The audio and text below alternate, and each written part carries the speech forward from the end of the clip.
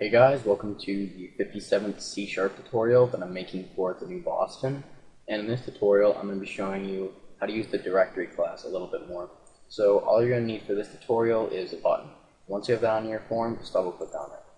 So just like in the last tutorial, you're just going to need a folder browser dialog, an if statement checking to see if the user actually selects a directory, and you need to be using system.io.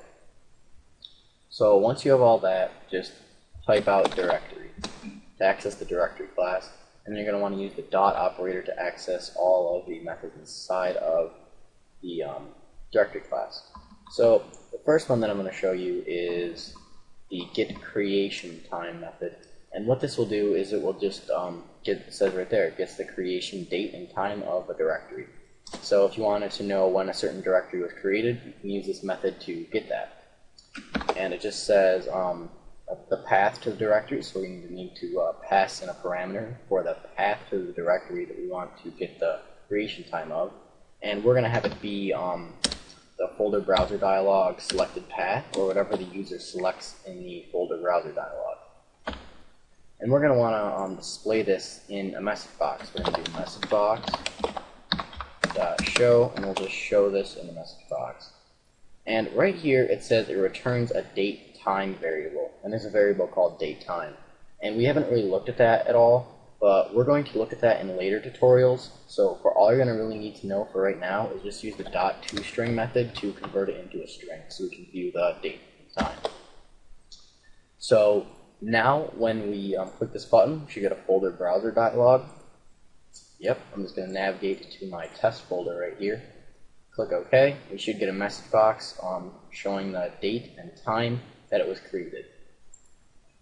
Yep, and I created it last night for, I don't know, one of the tutorials. Alright, and the next few I'm going to show you are also times, so we can just replace the creation time with another one that returns the date time. And we're just going to do last access time, and this will just return the last time that directory was accessed. Test folder. Yep, last time it was accessed. And the last thing that I'm going to show you is the last write time. And this will just get the last time that the folder was written, or the last time something inside of the folder was changed. So now we're just going to go ahead and browse to our test folder right here. Yep. And this will work for any of the directories. For example, we could do like my desktop or something. And yeah, that was not too long ago. Alright, so the final thing I'm going to show you in the directory class is the getParent method. And what this will do is it just says return the parent directory of the specified path.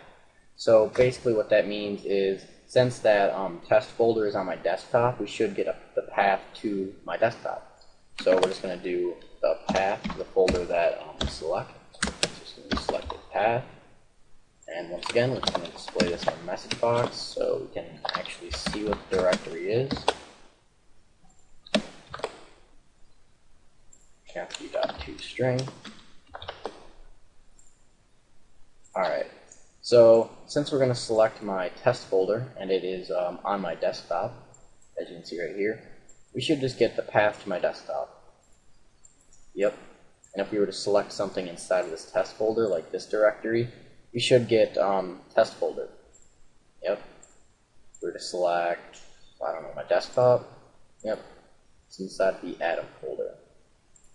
So that's pretty much it for this tutorial, so see you guys.